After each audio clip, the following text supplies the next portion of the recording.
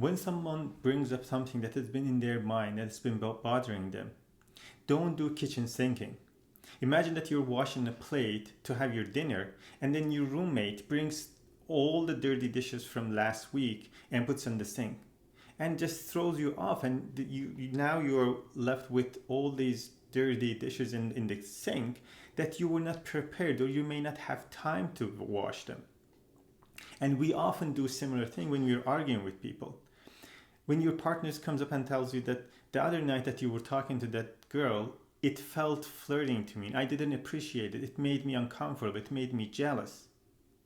You respond by saying, why are you so jealous? Why do you always ruin the parties after we come back home? What about the other night that you were talking, flirting with that strange guy?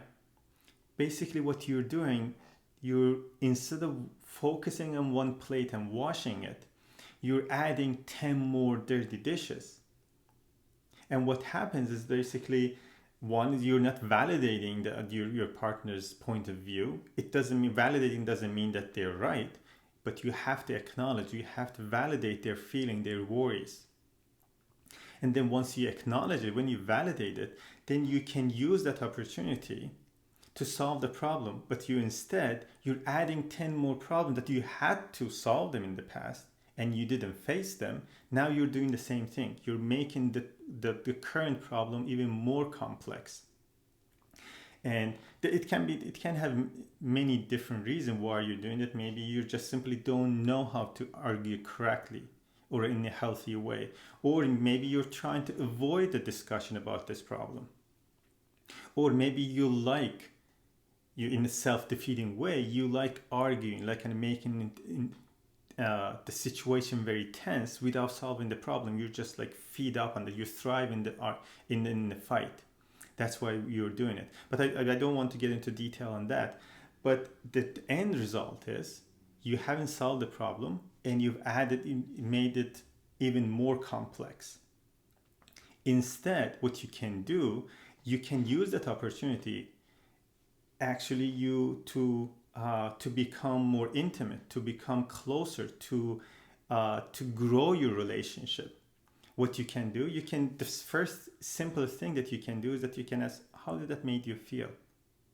By asking this, you're saying that, okay, I'm listening to you, I'm validating your point of view. Doesn't mean that you're right, but I'm open to discuss it. And maybe this can be an opportunity to define boundaries around your relationship, which you haven't discussed, you haven't done it before. And also you're letting them know that it is important for you how they feel. And then after that, they may take they take their guards and they become vulnerable, they become open to you and say that how they felt. And then you can explain the situation. What were you doing, or like what it meant, or what it means that to talk to other strangers. Maybe when you define these boundaries, maybe you are not on the same page what the commitment means, what being social means, what flirting means.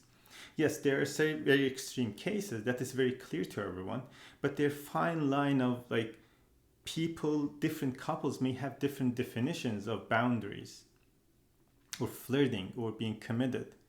And these situations, these opportunity can give you the chance to define those, to understand it.